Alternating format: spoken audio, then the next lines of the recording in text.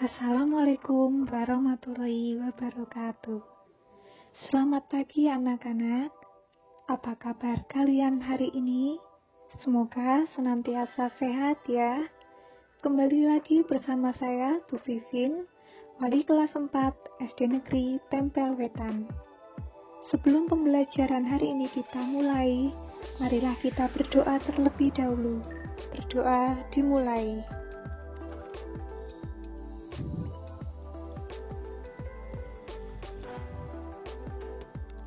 Berdoa selesai.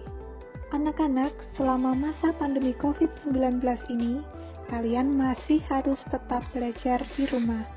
Oleh sebab itu, Bu Vivin selalu mengingatkan kepada kalian untuk selalu menaati protokol kesehatan, yaitu tidak lupa memakai masker, selalu sedia hand sanitizer, tetap jaga jarak, dan sering cuci tangan pakai sabun dengan air mengalir.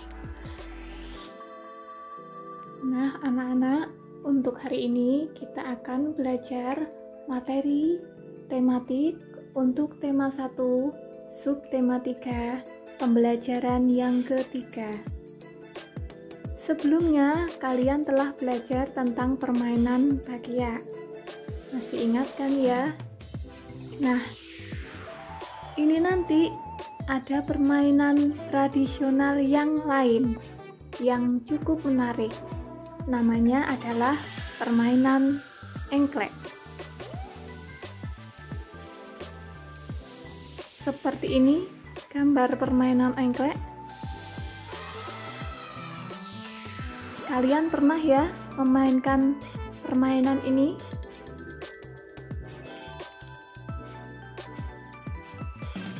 Permainan engklek ini adalah permainan tradisional yang sangat banyak dimainkan oleh anak-anak di Indonesia. Mungkin termasuk kalian. Engklek merupakan permainan lompat pada bidang datar yang digambar di atas tanah. Permainan engklek ini biasanya dimainkan oleh 2-5 orang.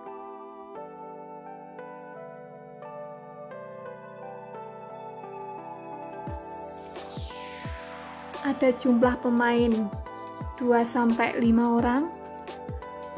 Ada peralatan, yakni gacuk atau pecahan genting, atau biasa yang kita sebut gacuk, dan ada kapur atau tepung untuk garis batas. Cara bermainnya, lompatlah dengan menggunakan satu kaki di setiap petak-petak yang telah digambar. Kemudian siapkan gacuk sebelum bermain. Selanjutnya, lemparkanlah gacuk ke salah satu petak. Petak yang ada gacuknya tidak boleh diinjak atau ditempati oleh setiap pemain. Kemudian lompatlah ke petak berikutnya dengan satu kaki, mengelilingi petak yang ada. Pilihlah sebuah petak yang dijadikan sawah. Setelah menyelesaikan satu putaran, petak itu boleh diinjak dengan 2 kaki. Pemain lain tidak boleh menginjak petak itu selama permainan. Nah, bagaimana yang dinyatakan sebagai pemenang? Yang dinyatakan sebagai pemenangnya adalah pemain yang memiliki sawah yang paling banyak. Itu tadi penjelasan tentang permainan engklek.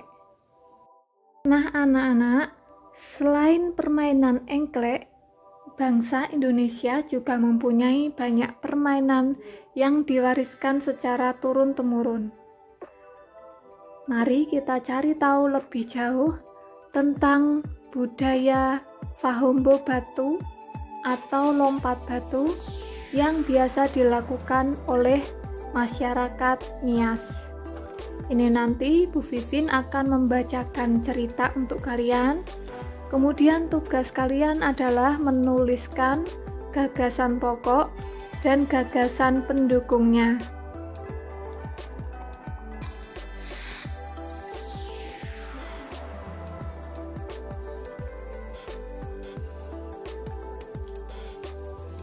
Berikut bacaannya.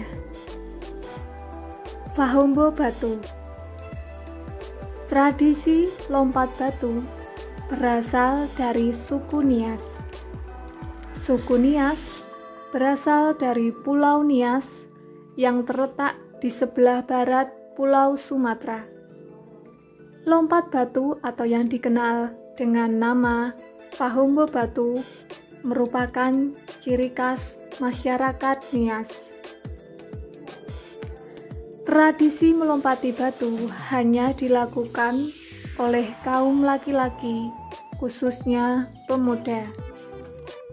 Mereka harus melompati susunan batu setinggi 2 meter dengan ketebalan 40 cm.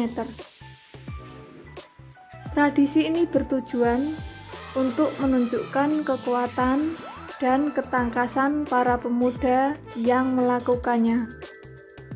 Seseorang yang berhasil melakukan tradisi ini dianggap hebat, baik bagi dirinya maupun keluarga dan masyarakat di desa itu.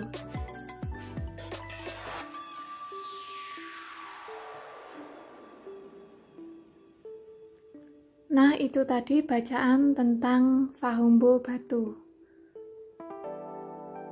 Nanti silahkan kalian tulis sebagai tugas menentukan gagasan pokok dan gagasan pendukungnya.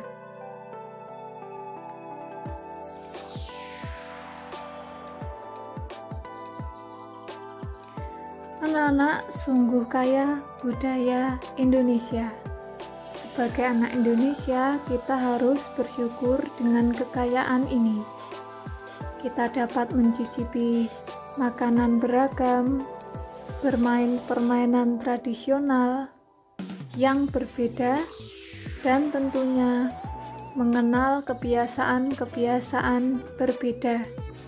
Banyak hal yang kita bisa pelajari dari keanekaragaman itu. Beberapa permainan tradisional itu membutuhkan teriakan pemainnya. Semakin banyak yang berteriak, semakin banyak pula suara yang kita dengar. Nah, apakah kalian pernah mencoba berteriak di lapangan? Apa yang terjadi? Sekarang bandingkan kalau kalian berteriak di kamar mandi. Adakah perbedaannya berteriak di lapangan dan berteriak di kamar mandi?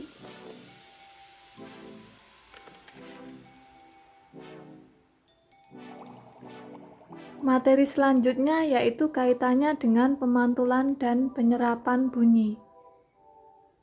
Ada kaitannya dengan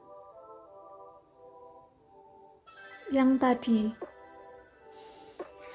Kalau kita berteriak di lapangan, biasanya suara yang kita dengar itu seperti berulang. Kemarin Bu Vivin sudah menjelaskan tentang materi bunyi. Masih ingatkah kalian tentang gaung atau kerdam dan gema? Nah, betul, kaitannya nanti dengan bunyi pantul. Yang terjadi kalau kita berteriak di lapangan itu adalah gema. Jadi gema itu terjadi karena bunyi dipantulkan oleh dinding yang jaraknya jauh dari sumber bunyi. Sedangkan kalau kalian berteriak di kamar mandi, itu yang terjadi adalah bunyi pantul kerdam atau gaung. Jadi gaung atau kerdam itu terjadi karena bunyi dipantulkan oleh dinding yang jaraknya tidak jauh dari sumber bunyi. Jika kalian masih merasa bingung, kalian bisa menyaksikan video Bu Vivin untuk materi bunyi. Silahkan kalian boleh melihat dan menyaksikan lagi video pembelajaran tentang bunyi. Mungkin untuk pembelajaran hari ini cukup sekian dari Bu Vivin. Semoga bermanfaat untuk masa depan kalian. Bu Vivin akhiri, selamat belajar dan tetap jaga kesehatan. Wassalamualaikum warahmatullahi wabarakatuh.